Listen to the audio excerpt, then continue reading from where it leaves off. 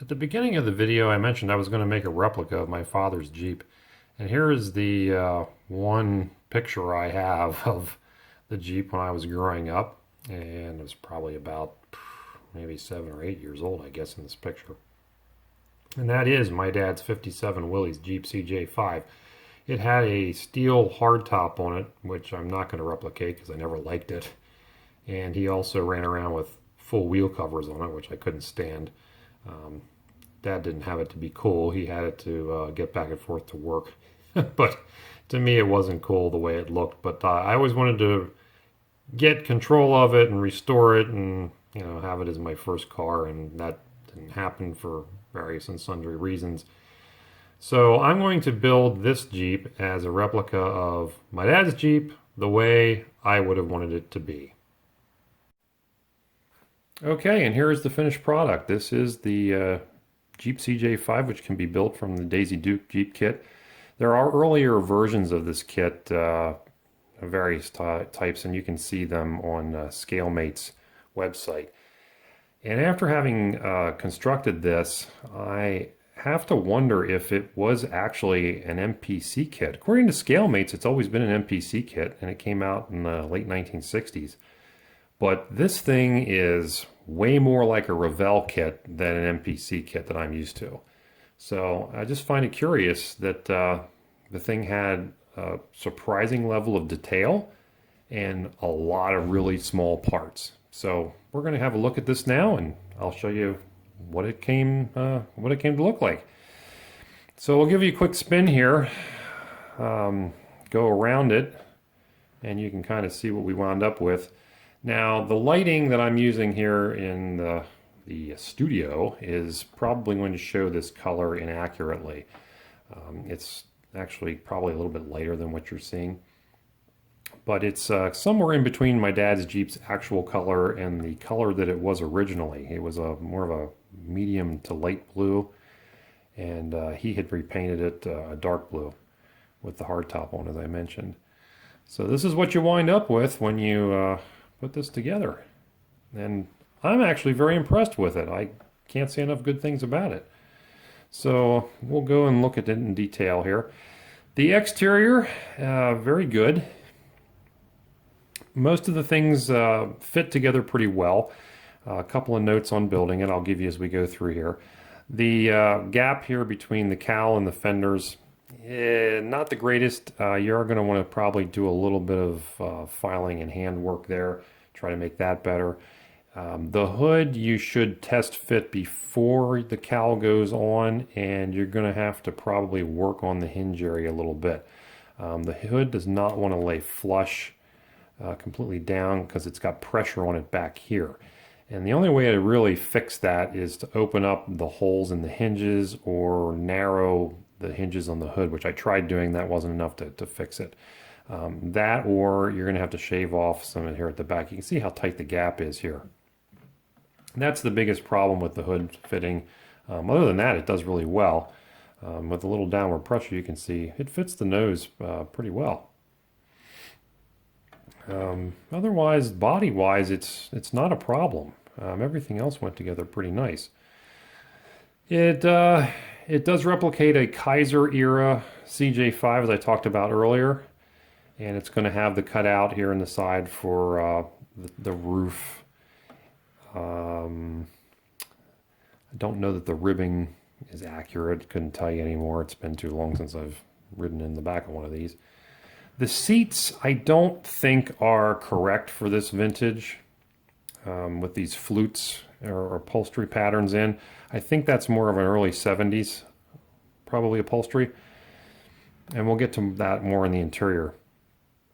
The gas cap is too big, in my opinion. It's supposed to replicate the military style cap, but it's just a chrome blob, really. It doesn't have the little ears on like the military one has. The steps are correct for a older Kaiser era Jeep. Both my 67 and my dad's 57 had those. I debated about leaving them off because I think that the vehicle looks cleaner without them, but in honor of doing dad's Jeep, I decided to put them on. So there they are. They should be painted black.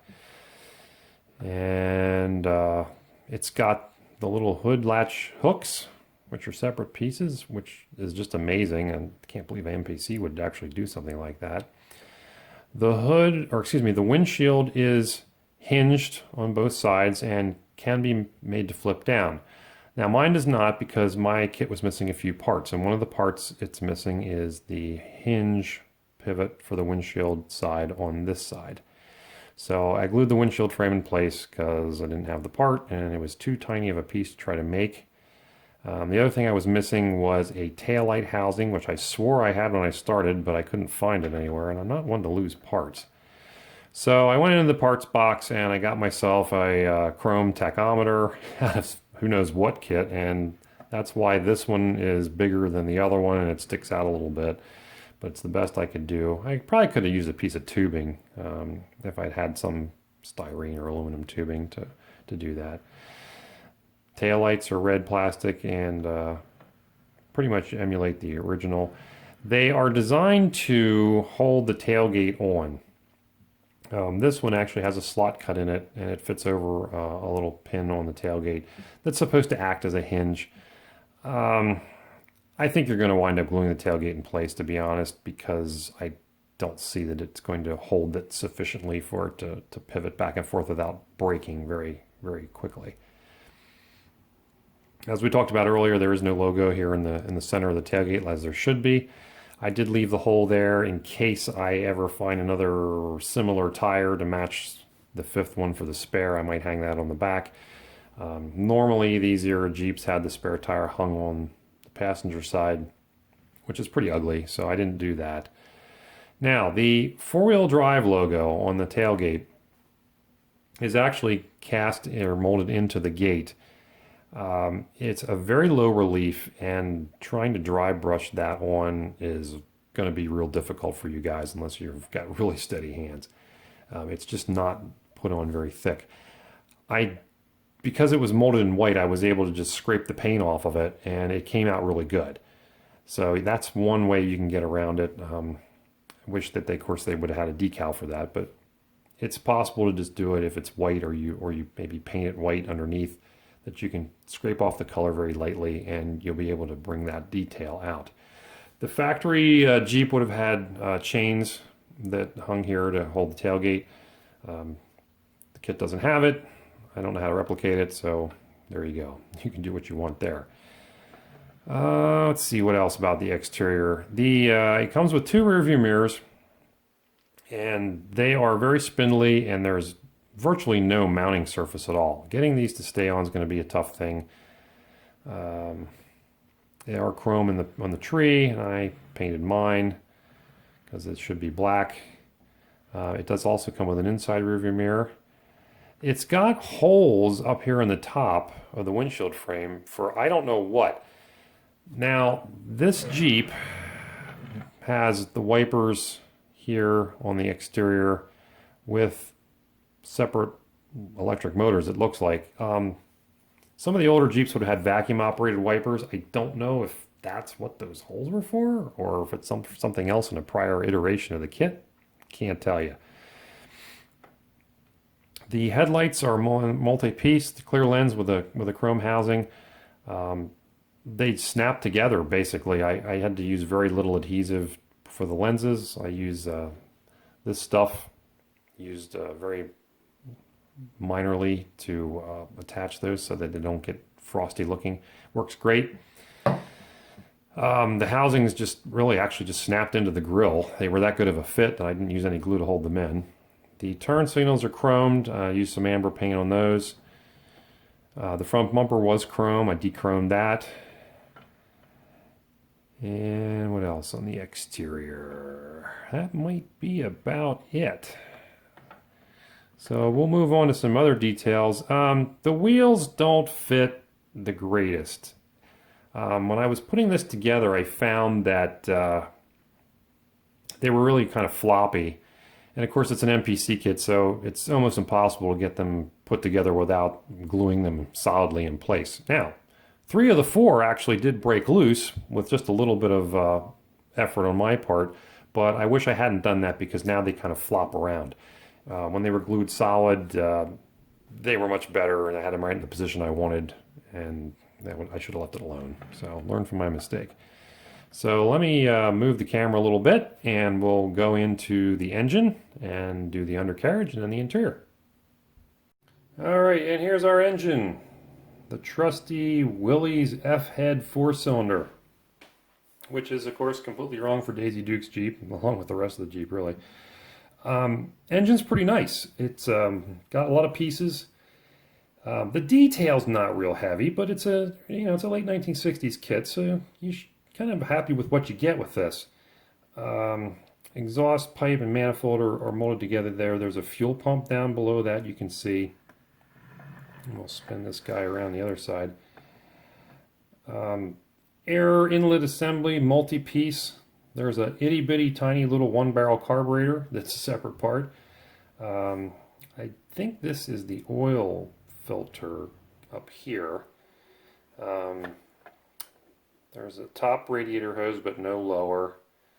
What else is separate on there? There's a oil inlet, a breather, the starter, the distributor. Those are all separate parts. They look kind of plasticky, blobby when you are looking at them on the tree. But once you get them painted and on the engine, it turns out pretty nice.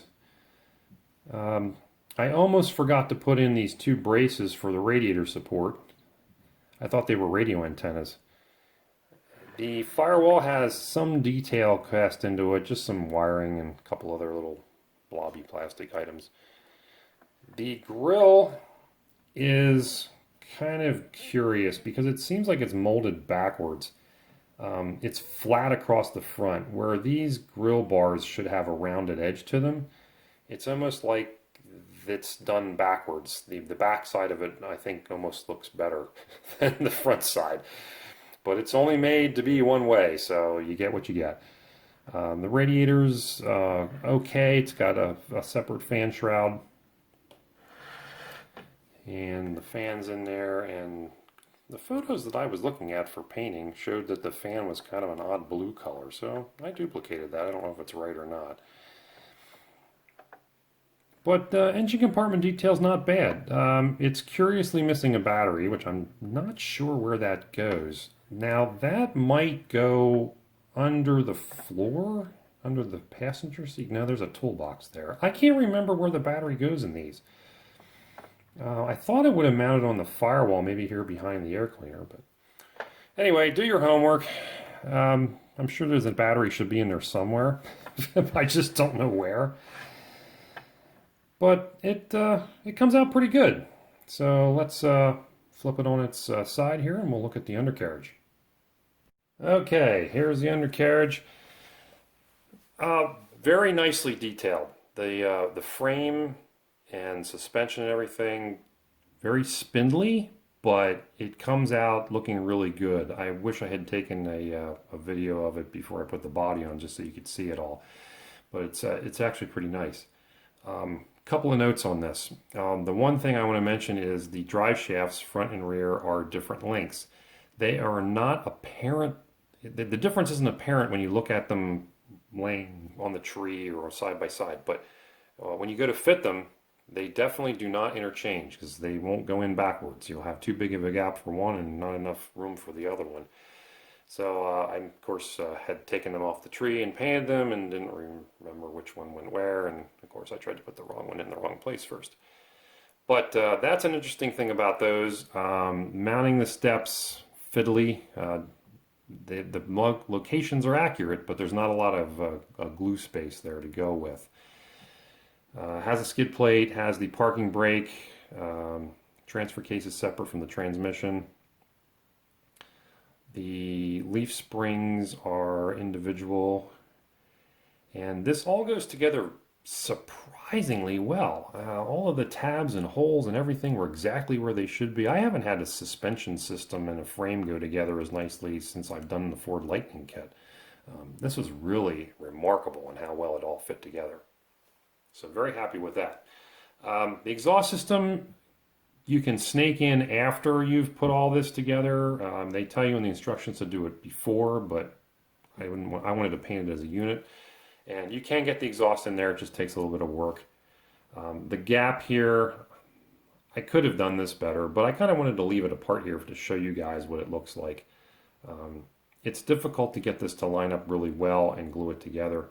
The attachment for the front pipe, the manifold to the engine, is not great. There's not a lot of strength there. So you kind of glue it to the engine, then put the engine in and kind of hope it's all where it's supposed to be. The steering on this was a bit of a debacle. And it's because I couldn't determine from the instruction sheet where exactly the steering box and link to the front linkage shown here was supposed to go. So I was trying to figure it out, couldn't figure it out. So I finally said, screw it, I'm going to put that in later. Well, I can't put it in after it's together pretty much this far. And the other thing I ran into was not that I couldn't get the pieces in.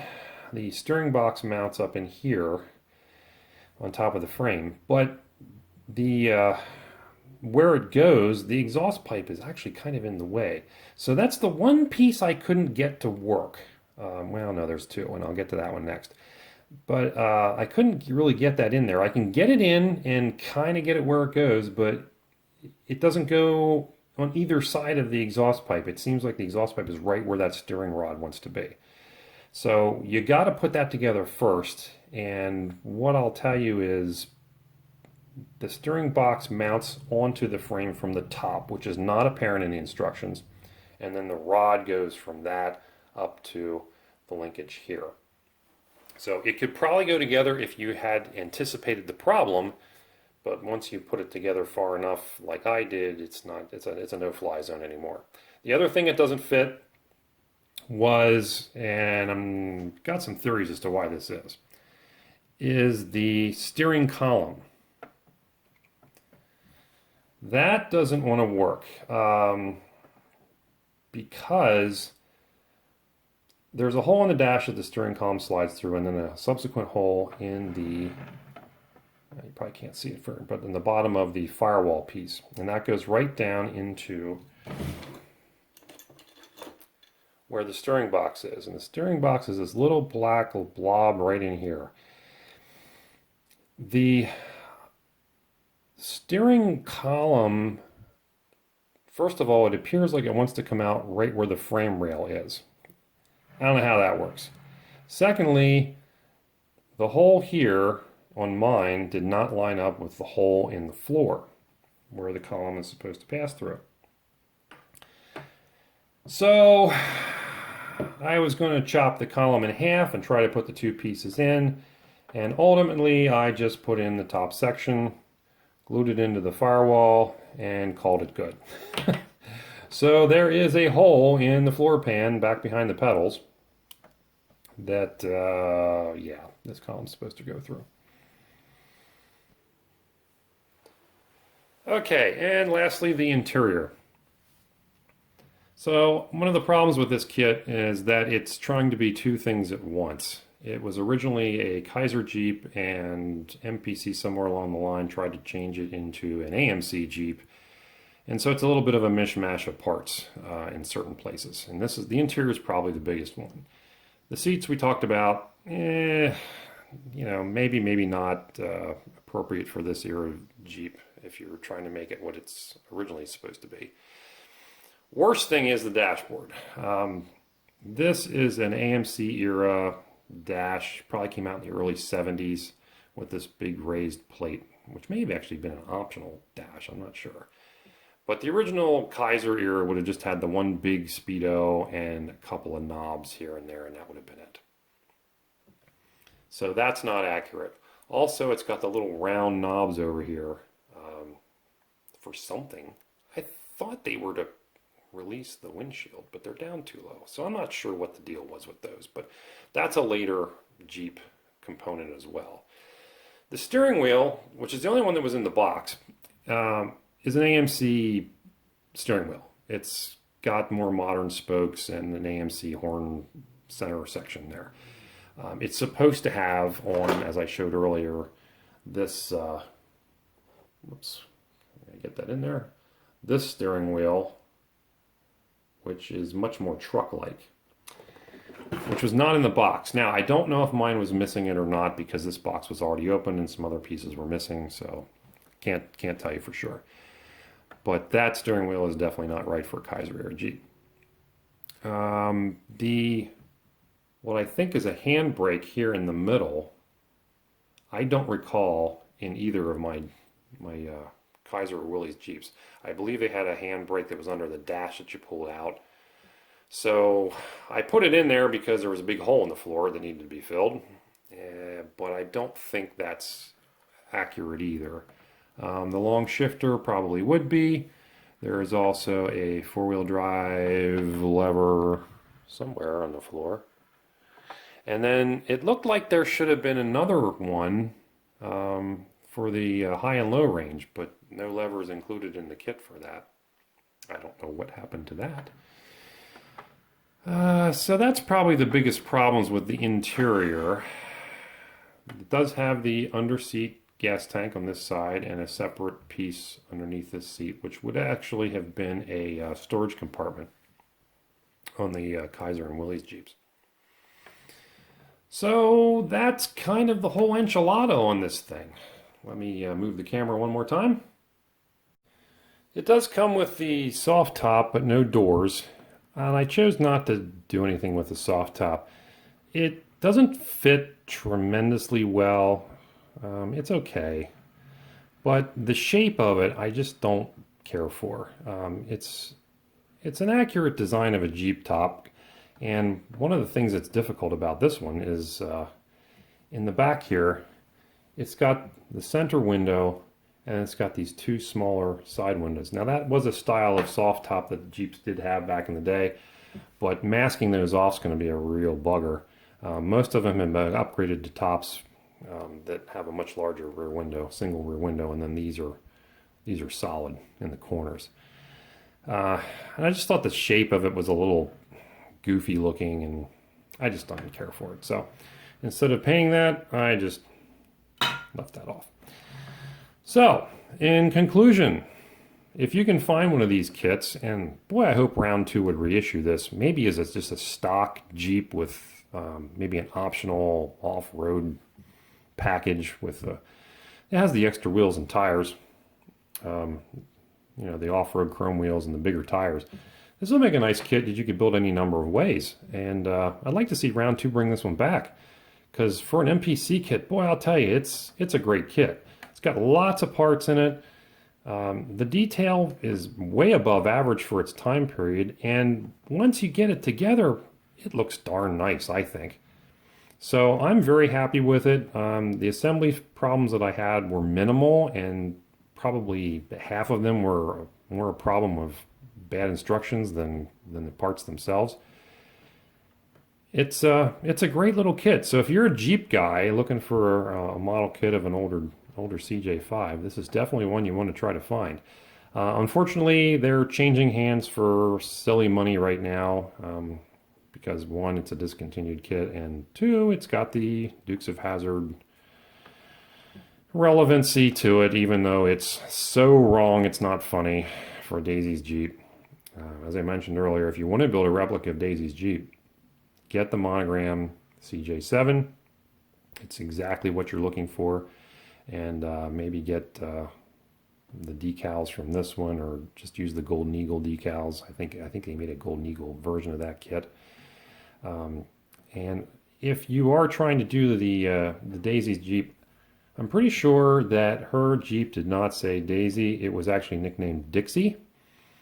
And there's a couple versions of it. The first version had full-size hard doors, and she had Dixie on the doors. The later one had the Dixie here on the hood. I'm pretty sure it did not say Daisy in either version, but I could be wrong. But as a Jeep kit, it's really great. I can't say enough nice things about it, and it's killing me to say that about an MPC kit.